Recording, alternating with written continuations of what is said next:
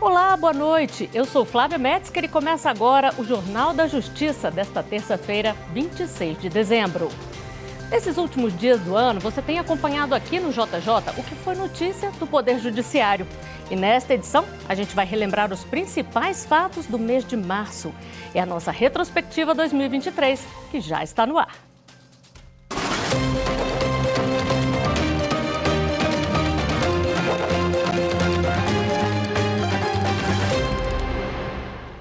A gente abre a retrospectiva de hoje relembrando uma decisão histórica.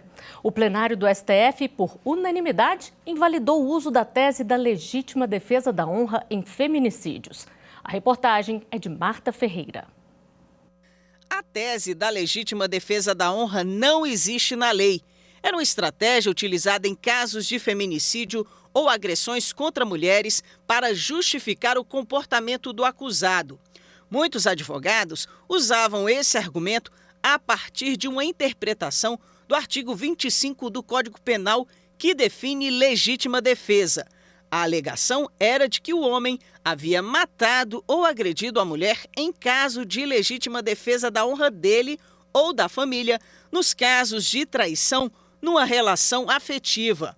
O tema chegou ao Supremo por meio de uma ação apresentada pelo Partido Democrático Trabalhista, PDT, alegando que essa tese não é compatível com os direitos fundamentais à vida e à não discriminação das mulheres. Por unanimidade, o plenário aceitou os argumentos. Para os ministros, a legítima defesa da honra não pode mais ser usada por advogados, policiais ou juízes. O ministro Dias Toffoli, relator do caso, considerou o entendimento do ministro Edson Fachin para a proibição do uso da tese de legítima defesa da honra para feminicídios em todas as fases processuais, atingindo também o Tribunal do Júri. A partir do voto de Sua Excelência, eu retifiquei o meu posicionamento para julgar integralmente procedente a ação, porque me convenci dos argumentos de Sua Excelência de que isso não implicava de nenhuma forma uma limitação ao amplo julgamento do área de relatoria do ministro Gilmar Mendes. E aí eu reajustei o voto para a integral procedência da ação. A ministra Carmen Lúcia lembrou que ainda hoje é preciso deixar claro que o uso do argumento de legítima defesa da honra em assassinato de mulheres jamais deve ser permitido. Nós estamos falando de dignidade humana no sentido próprio, subjetivo e concreto, de uma sociedade que ainda hoje é machista, sexista, misógina e mata mulheres apenas porque elas querem ser o que elas são, mulheres, donas de sua vida. Como o homem, desde 1605, por lei, era dono da vida e do corpo e da vida da mulher, esta tese prevalece ainda hoje, portanto, em boa hora, estamos retirando do cenário jurídico a possibilidade de se ter como aceita a morte provocada por um homem que sai, como se tinha no Código Penal do Império, sem pena alguma. A então presidente ministra Rosa Weber apontou falhas e avanços do Brasil contra a violência de gênero. Destacou que as instituições jurídicas brasileiras evoluíram, rompendo com valores arcaicos em compasso com a história do mundo. Simplesmente não há espaço no contexto de uma sociedade democrática, livre, justa e solidária, fundada no primado da dignidade da pessoa humana para a restauração dos costumes medievais e desumanos do passado, pelos quais tantas mulheres foram vítimas da violência e do abuso, em defesa da ideologia patriarcal, fundada no pressuposto da superioridade masculina, pela qual se legitima a eliminação da vida de mulheres para a reafirmação de seus papéis sociais de gênero e a proteção daquilo que os homens, em uma visão de mundo permeada pelo preconceito e a ignorância, consideravam, e alguns talvez ainda consideram, ser a sua honra. O Supremo também decidiu que tribunais de segunda instância poderão acolher recursos pela anulação de absolvições, caso estas tenham sido baseadas na tese. A Corte entendeu que, se o tribunal determinar novo júri, não vai ferir o princípio da soberania dos vereditos dos jurados. Nem o tribunal a quem se devolve tem uma cognição ilimitada, nem a soberania do veredito do tribunal do júri é absoluta.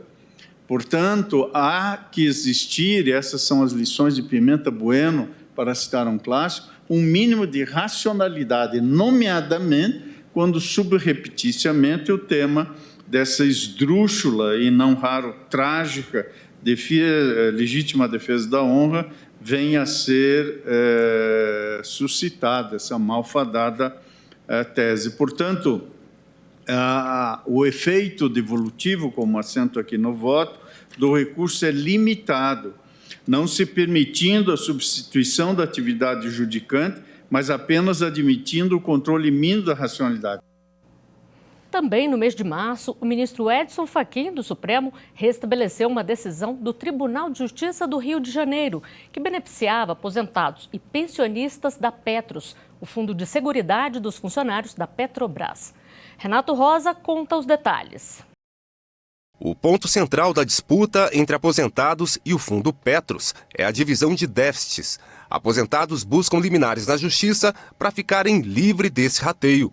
O fundo teve a credibilidade abalada por suspeitas de fraudes. Em 2019, o então presidente do Superior Tribunal de Justiça, João Otávio de Noronha, determinou a suspensão de todas as decisões liminares concedidas em ações coletivas ou individuais em favor dos aposentados e restabeleceu a cobrança integral das contribuições extraordinárias de aposentados e pensionistas. Contra a decisão do STJ foi proposto um mandado de segurança, que acabou sendo negado. Os autores então recorreram ao Supremo. Ao analisar o caso, o ministro Edson Fachin acolheu o pedido e revogou a decisão do STJ. O ministro também destacou: todavia, no caso sob exame, não se constata a atuação da Fundação Petrobras de Seguridade Social, Petros, entidade fechada de previdência complementar privada, em defesa do interesse público, mas de seu próprio interesse, uma vez que o que está em discussão é a contribuição extraordinária, estabelecida no plano de enfrentamento do déficit de suas contas, o que a torna parte ilegítima para a propositura da contracautela. Fachin ainda destacou manifestação do Ministério Público Federal sobre a ilegitimidade do Fundo Petros para requerer suspensão de liminar, mas também porque a medida assumiu o caráter de substituição de eventual recurso cabível das decisões de primeiro grau e dos tribunais regionais federais, que confirmaram as liminares concedidas em favor dos beneficiários dos planos. Os ministros do STF também decidiram que policiais rodoviários federais podem receber hora extra. Vamos rever a reportagem de Evne Araújo. A discussão chegou ao Supremo Tribunal Federal por meio de uma ação proposta pelo Partido Solidariedade. A legenda questiona trechos de uma lei de 2006 que impedem o pagamento de adicional noturno, horas extras e outras gratificações a integrantes da carreira de policial rodoviário federal. O Solidariedade sustentava que a adoção do regime de subsídio aos policiais rodoviários federais determinou o pagamento de parcela única do vencimento básico, gratificação de atividade por operações especiais e de atividade de risco. O partido argumentava ainda que a proibição de adicional noturno e de horas extras desrespeitava os direitos trabalhistas assegurados pela Constituição aos servidores públicos, violando o princípio da isonomia. O relator do processo, o ministro Luiz Roberto Barroso, aceitou em parte o pedido feito na ação. Ele determinou que as horas extras realizadas pelos policiais rodoviários federais sejam pagas mesmo que ultrapassem a quantidade do subsídio recebido. Mas Barroso entendeu que a categoria não pode receber adicional noturno para o exercício de funções inerentes ao cargo. Todos os ministros do STF acompanharam o voto do relator. Agora a gente fala sobre uma resolução aprovada no início deste ano pelo Conselho Nacional de Justiça para que os magistrados efetivamente adotassem um protocolo para julgamento de casos com perspectiva de gênero. Confira na reportagem de Viviane Novaes. O Brasil tem um dos mais altos índices de violência contra a mulher no mundo. Segundo o último levantamento do Fórum Brasileiro de Segurança Pública, 35 mulheres são agredidas por minuto no país. O assassinato de Márcia Barbosa, de 20 anos, na Paraíba, teve repercussão mundial. O deputado Aécio Pereira só foi condenado 9 anos depois do crime, quando perdeu a imunidade parlamentar. Por causa disso, a Corte Interamericana de Direitos Humanos condenou o Estado brasileiro em 2021. O Conselho Nacional de Justiça considerou essa sentença para editar uma recomendação no mesmo ano. O Judiciário deveria adotar o protocolo para julgamento com perspectiva de gênero.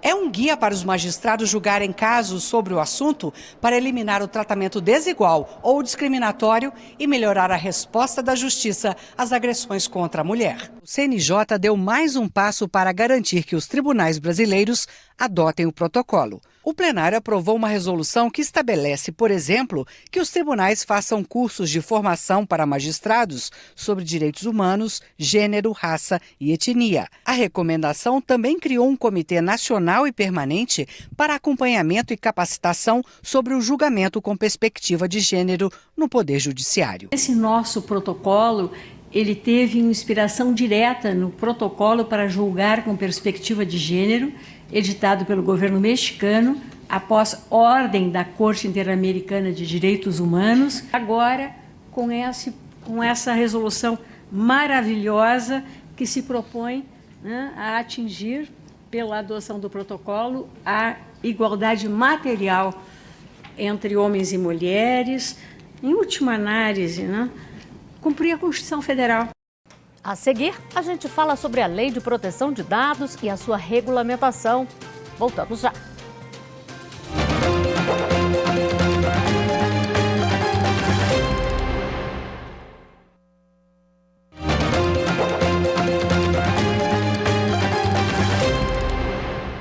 O país tem uma lei sobre proteção de dados há quase 5 anos, mas a norma dependia de regulamentação para ser aplicada. Em março deste ano, essa questão foi resolvida com a publicação das regras pela Agência Nacional de Proteção de Dados. Repórter Viviane Novaes. É assim, quando você vai comprar a primeira vez na farmácia, o vendedor faz o cadastro. Pede nome, CPF, endereço. E quantas vezes você já não fez isso em outros lugares? Em 2018, o país ganhou a Lei Geral de Proteção de Dados, a LGPD. A norma protege os direitos fundamentais de liberdade e de privacidade do cidadão. As empresas não podem, por exemplo, vazar informações pessoais que elas coletaram dos clientes. Quem não cumprir as normas pode receber multa de até 2% do faturamento, podendo chegar a 50 milhões de reais. Outra penalidade é a divulgação da infração, o que pode manchar a imagem da empresa no mercado. O funcionamento do banco de dados também pode ser suspenso. Essa lei passou a vigorar em agosto de 2021, mas na prática não funcionava, é que faltava a regulamentação. Esta semana, a ANPD publicou a chamada dosimetria e a aplicação das penalidades. A advogada Clarice de Lacerda explica o que tem no regulamento. Com parâmetros bastante objetivos, como que a ANPD vai aplicar essas sanções. Então, tem graus de infração, né, leve, médio, grave. Além disso, todas as circunstâncias atenuantes e agravantes, elas recebem ao fim, né, da resolução, quando você chega lá, pesos. Então, se você tem boas práticas, se você é um bom agente de tratamento de dados, está buscando a conformidade sempre, você vai ter um fator lá, multiplicador, mais baixo. Se você é um agente de tratamento que já cometeu outras infrações, não tomou qualquer medida, vai ter um fator multiplicador mais alto. A advogada diz que 8 processos na ANPD aguardavam um regulamento para que as sanções fossem aplicadas. Clarice lembra que a norma, mais do que punir quem desobedece à lei, tem a finalidade de conscientizar as empresas e a população sobre a importância da proteção de dados. No momento, inclusive, elaborando um guia informativo de como tratar dados, o que vai auxiliar bastante a população. E esse guia, né, a ideia da NPD, inclusive, é promover eventos que possam orientar a população quanto à aplicação, quanto ao uso desse guia para tratamento de dados. Então, a ideia da NPD é sempre essa, é pedagógica, é conscientizar como fazer, mais do que punir. Eles não estão aqui para punir, para arrecadar, não é uma agência arrecadadora. Vamos mostrar agora como foi a participação do presidente do TSE, ministro Alexandre de Moraes, no seminário sobre liberdade de expressão, redes sociais e democracia, promovido pela Fundação Getúlio Vargas. Mariana Fabre. Juristas, jornalistas, políticos e empresários se reuniram no Rio de Janeiro para debater a democracia digital. Foram discutidos assuntos como governança online, proteção de dados, inteligência artificial e desinformação. Durante o evento, o presidente do TSE falou sobre o papel do judiciário na democracia. O ministro Alexandre de Moraes ressaltou que o combate às notícias falsas não fere a liberdade de expressão e que é preciso responsabilizar as plataformas digitais. No Brasil, nós não vamos admitir tratar redes sociais virtualmente como uma terra sem lei. No Brasil, nós vamos responsabilizar. E aguardamos e vamos auxiliar o Congresso Nacional no que for possível, para regulamentar da melhor forma possível. O Corregedor-Geral da Justiça Eleitoral também participou do evento. O ministro Benedito Gonçalves falou sobre a importância da internet para a comunicação. Tenho esperança de que, em breve, chegaremos a um ponto de equilíbrio em que uma minoria que hoje faz um grande barulho na divulgação de mentiras e notícias falsas sucumbirá ao bom senso e a prevalência do que é realmente verdade. A ponderação entre liberdade de expressão e a dificuldade de enfrentar os problemas gerados pela desinformação deve ser objeto de reflexão constante. No terceiro mês deste ano, a Advocacia Geral da União e o Tribunal Superior do Trabalho firmaram um acordo de cooperação técnica para reduzir os litígios que discutem a responsabilidade da União nos casos de inadimplência de empresa contratada para prestação de serviços terceirizados. Vamos rever com o repórter Wesley McAllister. O documento estabelece que o TST enviará as informações processuais necessárias para que os advogados da União formulem pedidos de extinção do feito, desistam de recorrer ou de questionar sentenças e execuções conforme hipóteses previstas em parecer da AGU. Para estes processos, sequer é possível visualizar um interesse para os cofres públicos, porque o custo de litigar é maior do que o valor que se teria que pagar ao trabalhador ao final da ação. Este acordo se apoia em 3 eixos fundamentais: a redução de litigiosidade, o tratamento de precedentes qualificados para uniformização de entendimento no âmbito da Justiça do Trabalho e a resolução consensual de conflitos.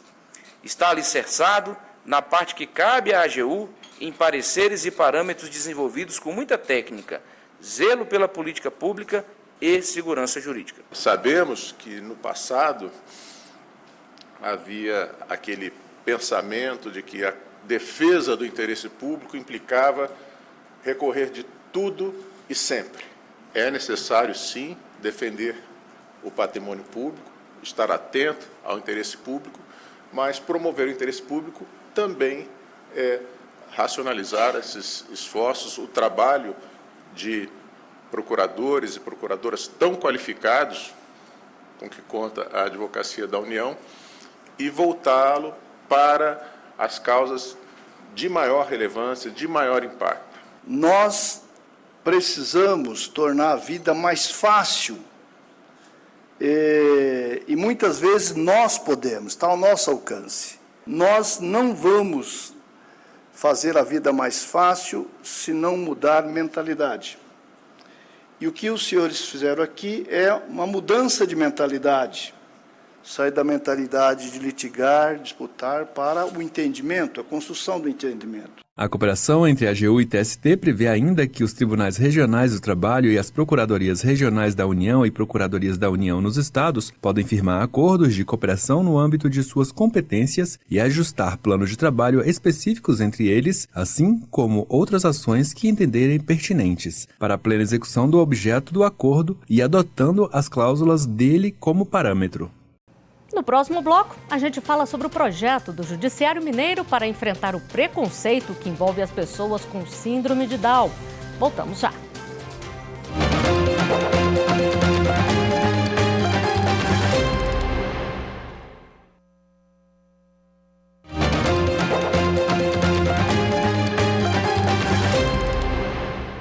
Vamos falar sobre o Dia Mundial da Síndrome de Down, celebrado em 21 de março.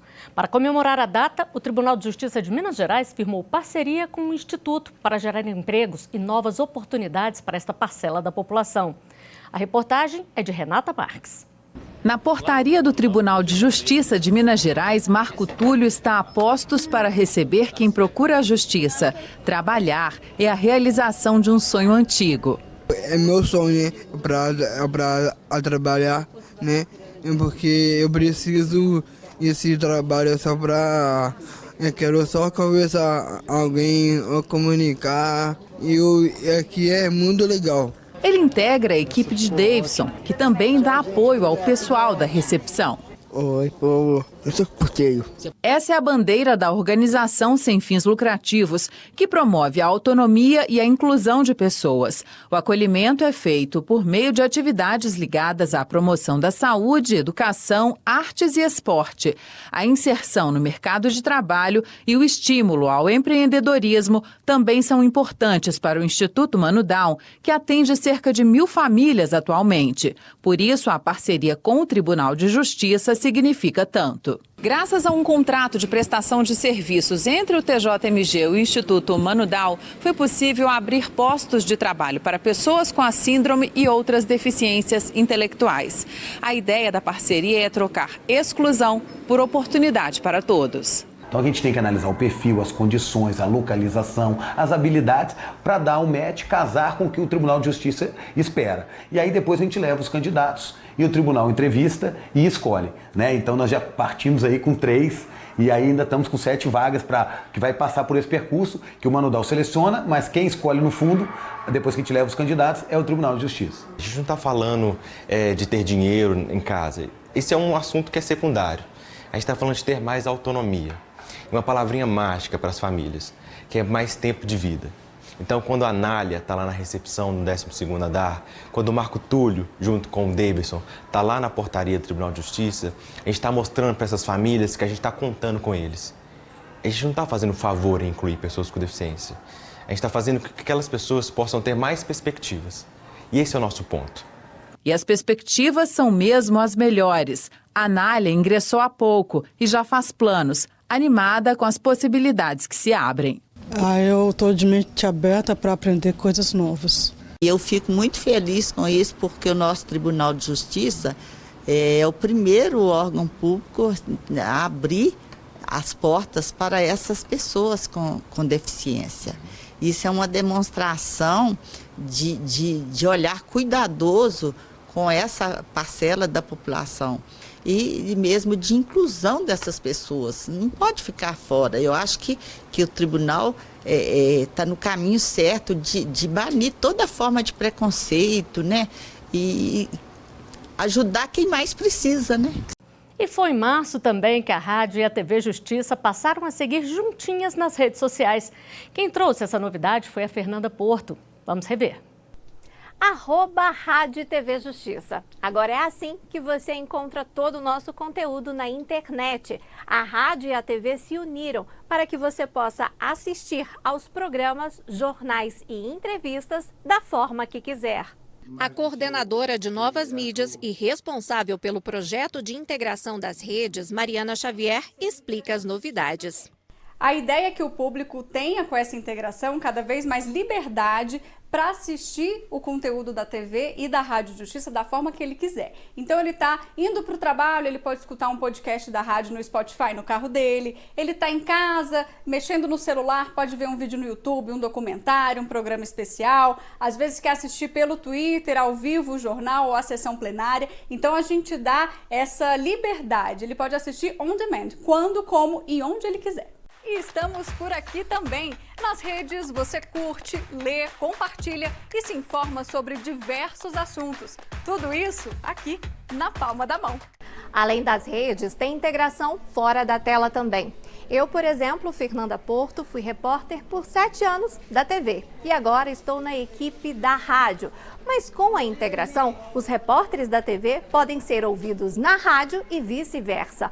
Outra mudança é que a rádio transmite ao vivo, simultaneamente, os Jornais da Justiça, primeira e segunda edição, que já eram exibidos ao vivo pela TV e no canal no YouTube. O programa de debate Justiça na Tarde, que acontece ao vivo na Rádio Justiça, pode ser visto. Isso mesmo, só acessar o canal no YouTube para ver as imagens em tempo real diretamente do estúdio. Quem conta os detalhes para a gente é o coordenador administrativo Henrique Paranhos. Nós temos uma conta no Spotify, tá? Antigamente era a conta só da Rádio Justiça. Nós subimos vários materiais da rádio, vários programas, tá? A novela, programas semanais, nós subimos que achávamos de destaque. E quando falaram da junção dos dois veículos, o mote foi, vamos começar pelas redes, vamos começar pelo Spotify. E aí nasceu o Spotify Rádio e TV Justiça, a conta de Spotify. E nessa conta surgiu o primeiro produto conjunto, né, que nós chamamos de Em Destaque. Ele nasceu das matérias especiais, tá? Nós temos matérias especiais tanto na rádio quanto na TV. Geralmente elas podem ser atemporais ou datadas, uma comemoração específica. Dia da Mulher, por exemplo, Dia da Mulher virou um Em Destaque, um podcast em destaque. Então a gente sobe esse material que foi veiculado tanto em rádio e na TV e ele sobe para o Spotify. O apresentador Walter Lima acredita que as novidades reforçam o poder de abrangência do rádio. Agora, você juntando justamente as tecnologias, esses meios de comunicação, sensacional. Ou seja, no rádio, o pessoal me sintonizando pela frequência da emissora, eu vou atingir um determinado raio de ouvintes devido à potência da emissora da rádio. Agora, eu chegando no YouTube, não tem limite. E para tudo ser integrado, é preciso uma linguagem clara e objetiva. Assim, quem acompanha, seja pela rádio, TV ou internet, entende as notícias da justiça brasileira facilmente. Um desafio para os cerca de 170 jornalistas e técnicos audiovisual. Então segue a gente, estamos no YouTube, Instagram, Spotify e Twitter. Anota aí, @Rádio e TV Justiça. Ouça, leia ou assista. É você que escolhe onde, quando e como quiser. Rádio e TV Justiça. Agora, juntos. Esta edição do Jornal da Justiça fica por aqui. Obrigada pela companhia e até a próxima.